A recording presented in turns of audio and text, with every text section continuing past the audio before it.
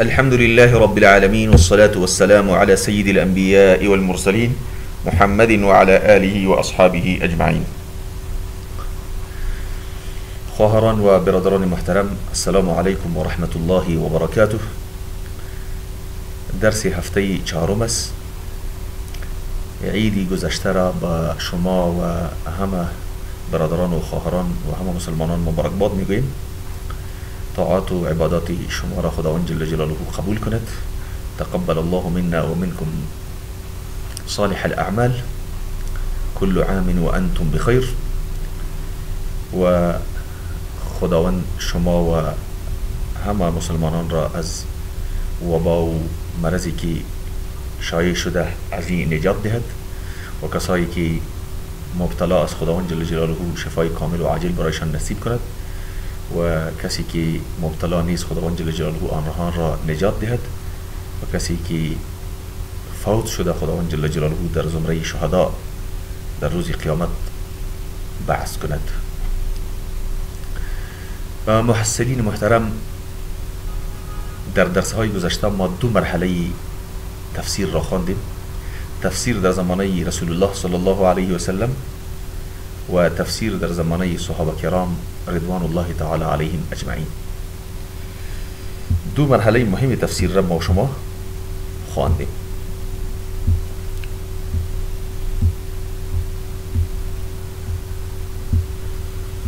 در مرحله دوم تفسیر مستقل شده بود و بعضی از علمای کرام مانند ابن تیمیه و ابن خلکان گفته است که اولین شخصی که تفسیر نوشته کرده بود او عبدالملک ابن جریج بود و بعد از او ابن ماجه، ابن جریر الطبری، ابو بکر المنذر النسابوری، ابن ابی حاتم، ابن حبان، حاکم، ابن مردویه، اینها هم تفاسیر را نوشته کرده. لیکن مشهورترین تفسیر که به ما رسیده او تفسیر ابن جریر الطبری است و به همین شکل تفسیر یک شکل مستقل را به خود گرفت. مرحله سوم مرحله بسیار خطیر است در تاریخ تفسیر. چرا خطرناک است؟ به این خاطر که بعضی مفسرین روایات را آورده بدون سند، منسوب کرده به ابن عباس سند نداره، منسوب کرده به مجاهد سند نداره، منسوب کرده به ابو هریره سند نداره و منسوب کرده روایات را به صحابه کرام دیگر لیکن بدون سند ذکر کرده. وقتی که سند از بین رفت صحیح و ضعیف خلط شد و این کار، این لغزش و این یک خطای بزرگ بود در تاریخ تفسیر. قبل از این مرحله سند موجود بود. هر سخنی که کسی درباره تفسیر می گفت قائلش معلوم بود، سلسله سندش معلوم بود. لیکن در مرحله سوم بعضی از مفسرین تفاسیری را نوشته کرد که اسناد را از بین برد. فقط گفت قال ابن عباس، قال مجاهد، قال قتاده، سند نبود. وقتی که سند از بین رفت صحیح و ضعیف خلط شد و این لغزش بزرگ بود در تاریخ تفسیر که دشمنان اسلام از این استفاده کرد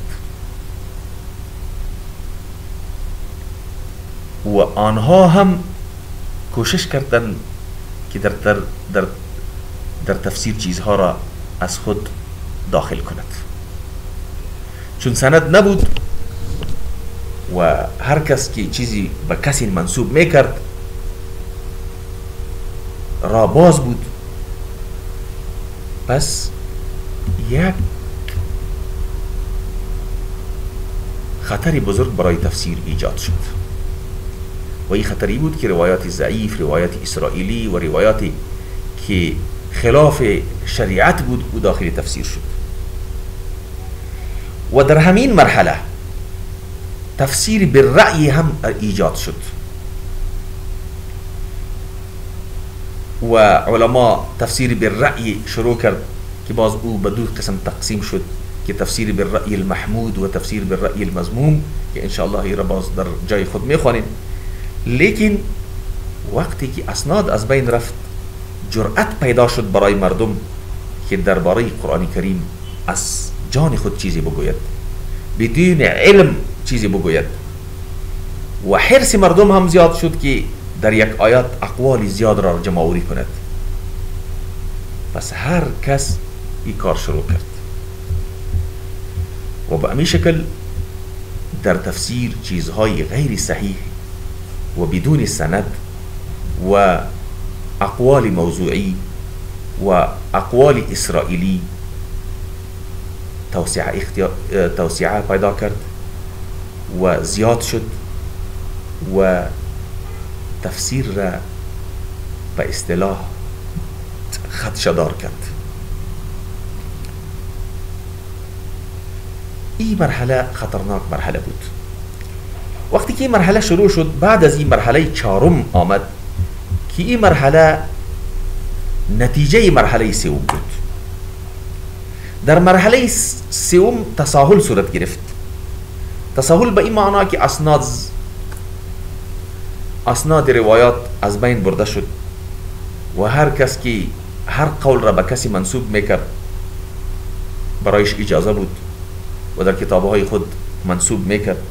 این یک تساهل بود و این تساهل یک نتیجه بد را ایجاد کرد و او مرحله چهارم بود. او نتیجه ای بود که روایات صحیح و روایات ضعیف خلط شد و میدان برای مردم باز شد.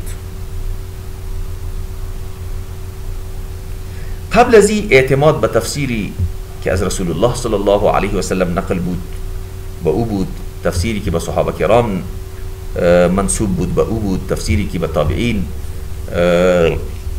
به سند رسیده بود به او اعتماد بود.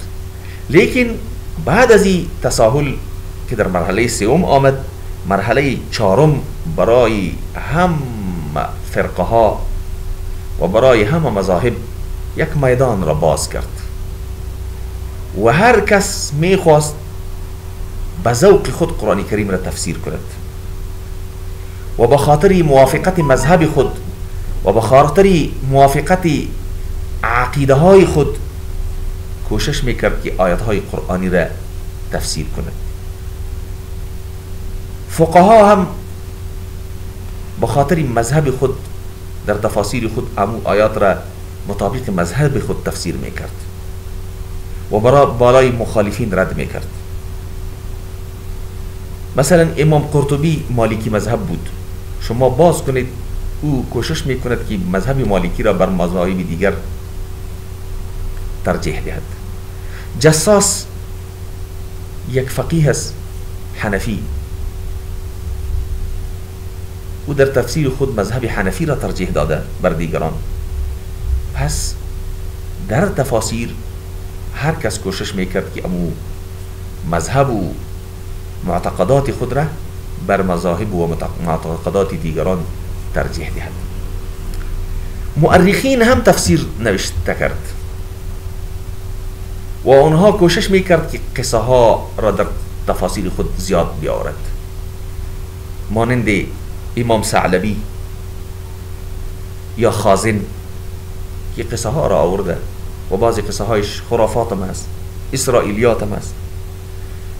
اهل لغت هم کوشش کرد که تفاسیر را نوشته کند، به اصطلاح نحویون کوشش کرد که تفاسیر را نوشته کند. آنها زیاد اهتمام به اعراب و قواعد نحو میداد، مثل زجاج واحدی و ابی حیان البحر محیط نوشته کرده. کسایی که از عقل تفاسیر را نوشته میکرد و عقل چیزهای عقلی برای بالایشان غالب بود، آنها هم تفاسیر نوشته کرد. و آنها در تفاسیر خود اقوال حکیمان و فلاسفه و شبههایشان و رد شبهات فلاسفه را در تفاسیر خود آورد. مانند فخرالدین رازی تفسیر الکبیر یا مفاتیح الغیب نوشته کرده. اگر شما باز کنید کل اقوال حکما و فلاسفه را در تفسیر خود آورده، تا که بعضی علما گفته که ما در تفسیر این کبیر هر چیز یافتیم لیکن تفسیر نیافتیم. پس هر صاحب فن و هر صاحب مذهب کوشش میکرد که قرآن کریم را به ذوق خود تفسیر کند و به خاطر ترجیح و به خاطر فوقیت مذهب و عقیده خود قرآن کریم را تفسیر کند. و این امو مقصد قرآن را که برای او قرآن کریم نازل شده بود مسلمانان را از او کمی دور ساخت. این مهمترین مراحل بود که بالای تفسیر گذشته.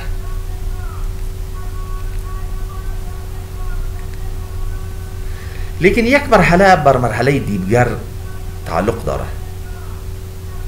و ایتون نیست که یک مرحله ختم شد دیگر مرحله شروع شد.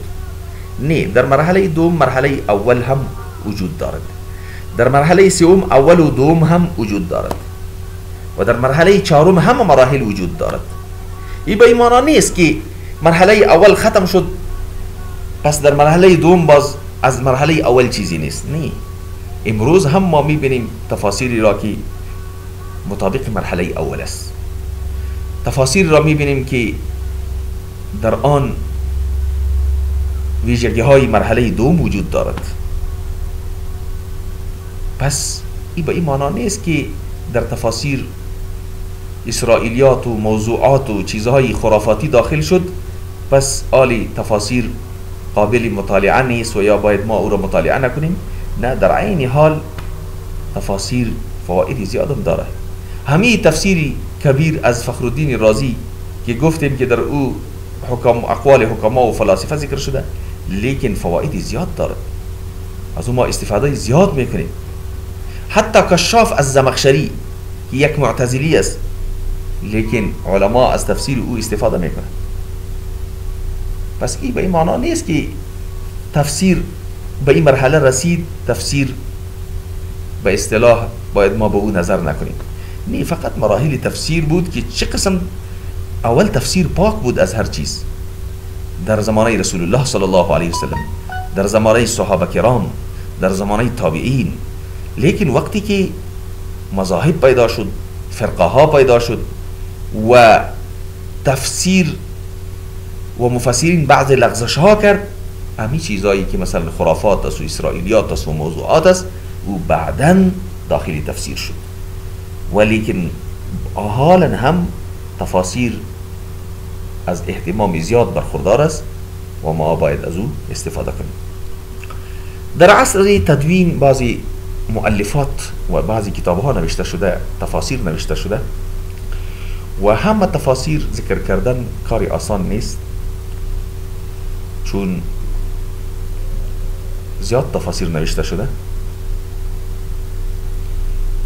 شروع از قرن اول شده، از اخیر نهایت قرن اول و ابتدای قرن ثانی تفاسیر شده و تا امروز به هزارها تفاسیر نوشته شده.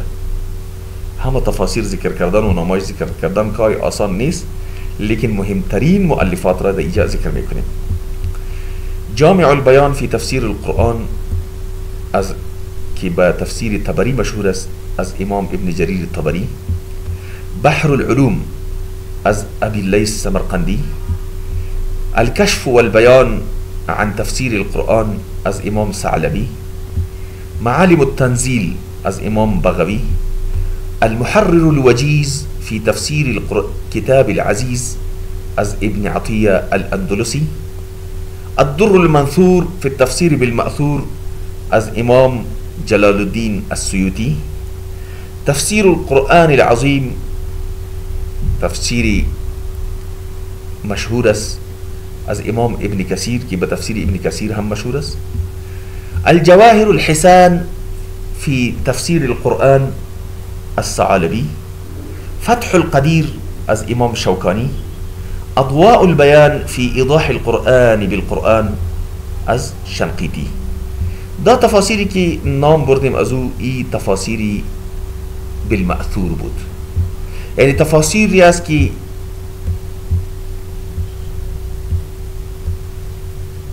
برواية بما رسيده.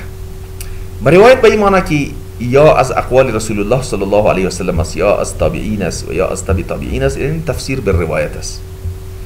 غیر از این تفسیر بالرأی هم علماء تفاسیر را نوشته کرده.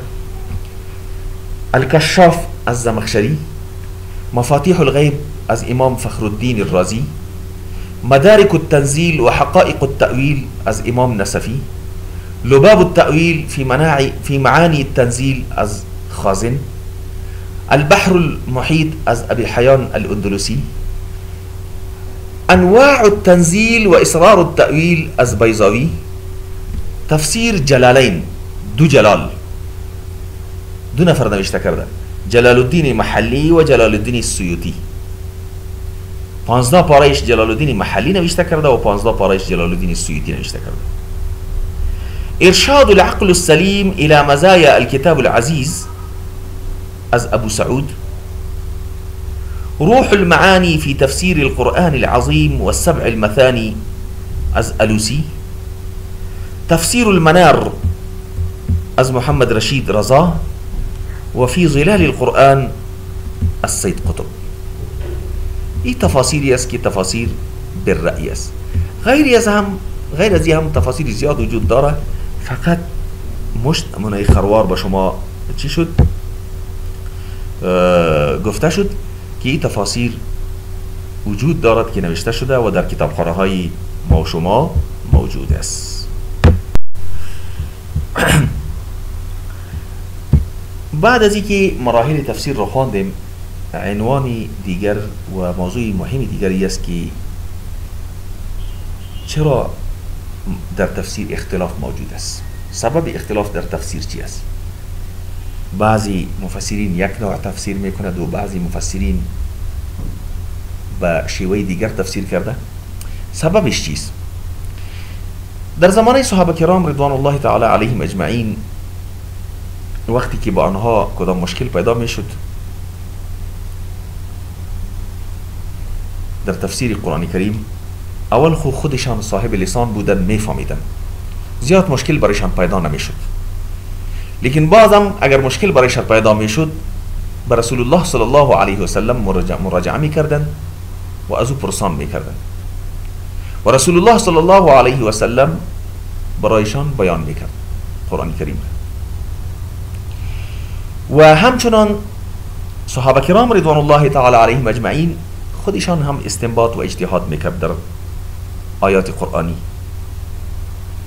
و در بعضی حالات متفاوت هم بود نتیجهش، لیکن کوشش میکرد که موافق سبب نزول آیات را تفسیر کند. با می خاطر در زمانه صحابه کرام اختلاف در تفسیر قرآن کریم بسیار کم.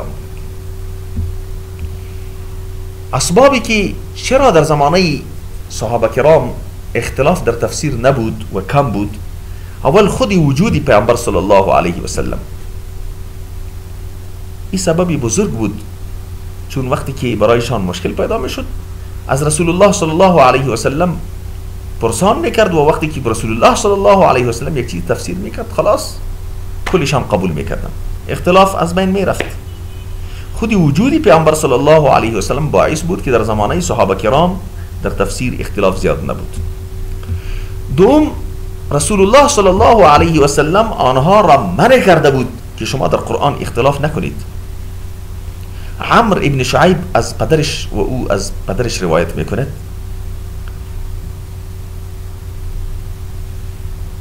که چند نفر از صحابه کرام در مجلس پیامبر صلی الله علیه و سلم حضور داشتند.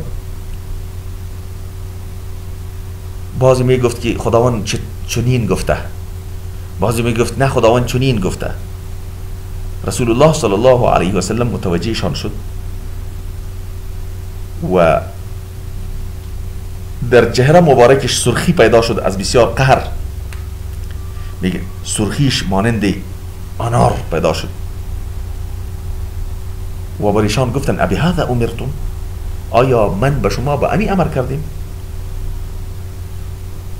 و آیا شما به امی خاطر پیدا شده اید که شما کتاب الله را بر کتاب الله بزنید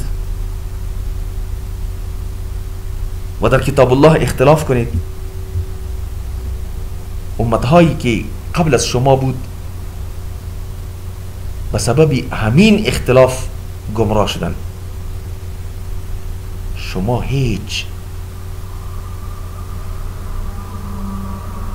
هیچ هستید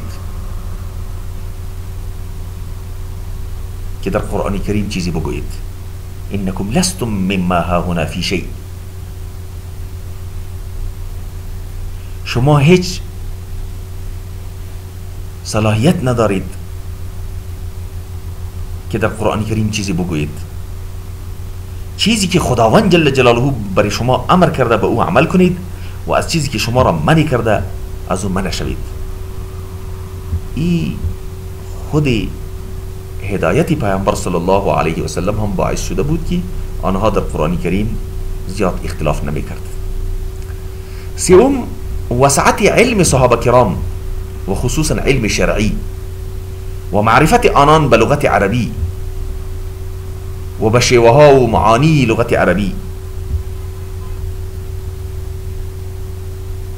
باعث شده بود که آنها در قرآن کریم و در تفسیر قرآن کریم اختلاف نمی کرد.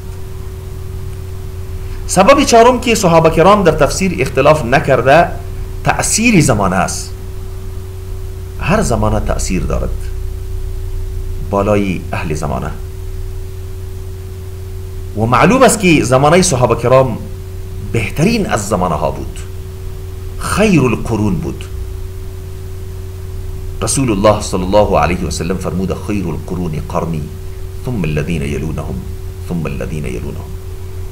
امام ابن تیمیه رحمه الله می فرماید اختلاف در بین صحابه در تفسیر قرآن بسیار کم بود نسبت به تابعین. در زمانه تابعین باز اختلاف زیاد شد و اختلاف در زمانه تابعین کم بود نسبت به تبع تابعین. و ابن تیمیه رحمه الله میگه و كلما كان العصر اشرف كان الاجتماع والائتلاف والعلم والبيان فيه اكثر. هر قدر که زمانه اشرف بود، عزتمند بود، اهل زمانه عزتمند بود، اهل زمانه بهتر بود، با همان اندازه اتفاق و اتحاد و علم و بیان هم زیاد بود. و هر چقدر که زمانه پایین می آمد علم هم کم می شد، اختلاف هم زیاد شد و اختلافاتی در تفسیر هم زیاد شد. از همین سبب ما می بینیم که هر چقدر که زمانه دراز می شود و به طرف قیامت نزدیک می شود اختلافات هم زیاد می شود. در زمانه صحابه کرام اختلافات کم بود، در زمانه تابعین باز زیاد شد، تابعین نهایت زیاد شد و امروز اختلافات را ما میبینیم که در هر چیز اختلاف است. در زمانه صحابه کرام اختلاف کم بود، لیکن اگر کدام اختلاف بود هم اختلاف تنوع بود، اختلاف تضاد نبود. اختلاف بدون نوع است. یکی اختلاف تنوع است و دوم اختلاف تضاد است. اختلاف تنوع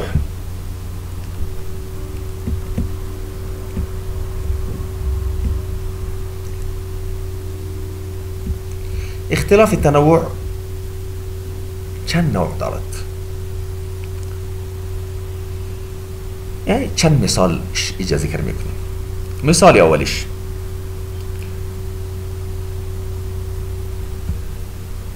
یک مفسر یک کلمه قرآن کریم را به یک عبارت تفسیر میکند و مفسر دیگر همان کلمه قرآن کریم را به عبارت دیگر تفسیر میکند. لیکن اگر به هر دو تفسیر نظر کنیم هر دو تقریبا یک می باشد، فقط الفاظ مترادف می باشد، نتیجه یک می باشد. این را اختلاف تنوع می. مثلا اهدنا الصراط المستقیم. صراط المستقیم بعضی علما تفسیر کرده که مراد از این قرآن است، بعضی میگه نه اسلام است، بعضی میگه که نه سنت است، اهل سنت والجماعت است، بعضی میگه که العبودیه است، عبادت است، عبادت خداوند، بعضی میگه طاعت الله و رسوله، اطاعت الله و رسول است. اگر در هر قول ما نظر کنیم، قرآن، اسلام، اهل سنت والجماعت، عبودیت، طاعت الله و رسول، نتیجهش یک است. قرآن اسلام است، اصول اسلام در قرآن کریم است. اهل سنت والجماعت عقیدهش از قرآن کریم استنباط شده. عبودیت و بندگی خدا در قرآن است. طاعت الله و رسول امرش در قرآن است. پس تعبیرات مختلف است لیکن نتیجه یک است. این اختلاف تنوع میگوید. اختلاف است.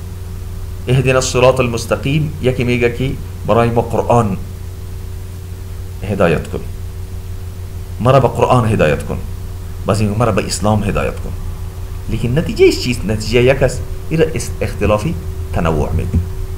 یا مثلا یک آیات است، یک مفسر از او یک مثالش در تفسیر خود میاره، مفسر دیگر مثال دیگریش میاره و هر دو مثال یک مثال می باشد، یک چیز می باشد. مثلا یک آیات است در سوره احزاب غالبا: ثم اورثنا الكتاب الذين اصطفينا من عبادنا فمنهم ظالم لنفسه ومنهم مقتصد ومنهم سابق بالخيرات. ثم اورثنا الكتاب الذين اصطفينا، ما به میراث دادیم کتاب را الذين اصطفينا من عبادنا، و کسانی که ما برگزیدیم آنها را از در بندگان خود او را خالص کردیم. بس بندگان ما سین گروه شدند. فمنهم ظالم لنفسه، بعضی از بندگان ما ظلم کردن بالای نفس خود. و منهم مقتصد، بعضی از بندگان ما در میانه راه را اختیار کرد. و منهم سابق بالخیرات، و بعضی از بندگان ما سبقت کردند و شتافتند به سوی نیکی. مفسرین ایجا مختلف مثال ها برای ظالم، برای مقتصد و برای سابق بالخیرات ذکر کرده. بعضی مفسرین گفته که مراد السابق بالخیرات کسی است که در اول وقت نماز میخواند و مقتصد کسی است که در میانی وقت نماز میخواند و ظالم کسی است که در آخر وقت نماز میخواند. مثلا نماز عصر در غروب، در وقت نهایت غروبش میخوانه. این یک مفسر این مثالش ذکر کرده، لیکن مفسر دیگر باز مثال دیگرش ذکر کرده. میگه کسی که سابق بالخیرات کسی است که صدقه میکند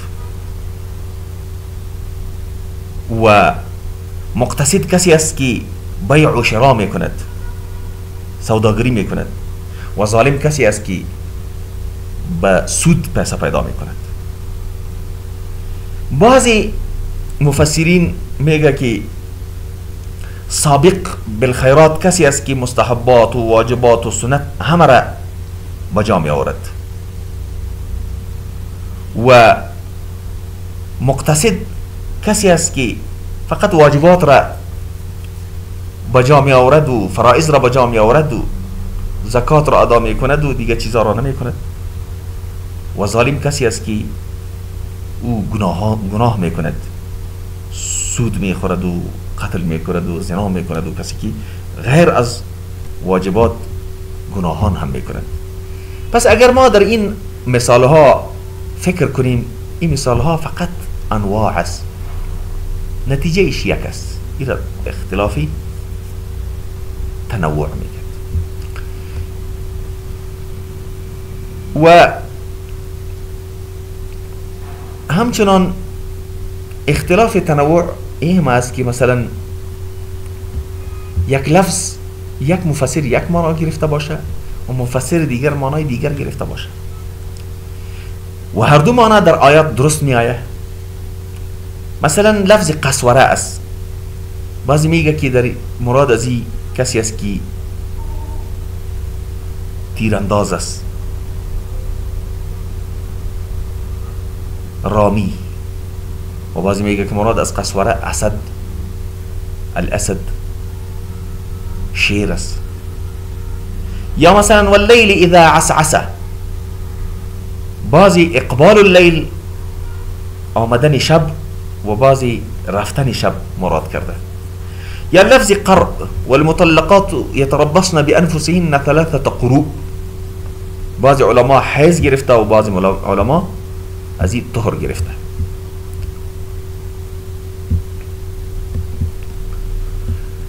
چهارم نزدیک معنا را میگیره، یک مفسر یک معنا میگیره، مفسر دیگر معنا میگیره، لیکن هر دو معنا بسیار نزدیک است. مثلا ان تبسله، در آیات میگه ان تبسله. تبسله چه معنا؟ بعضی مفسرین میگه تحبسه، بند کردن، و بعضی مفسرین میگه که مراد از ترتهن، به گرو گرفتن. این اختلاف تنوع است، اختلاف تضاد نیست. یک مفسر اگر یک معنا گرفته، مفسر دیگر معنا گرفته، هر دو معنا در بین خود در تضاد نیست، فقط تعبیرات مختلف است و یکی زدی دیگر نیست. و این نوع از اختلاف کدام اختلافی هم نیست. این در حقیقت اختلاف نیست، این تطور است، پیشرفت است و یک نواوری است و این اختلاف شمرده نمی شود. در زمانه صحابه کرام اگر اختلاف بود، از همین نوع اختلاف بود، اضافه از این نوع نبود. یک وقفه کوتاه میکنیم و برمیگردیم به بقیه درس خود.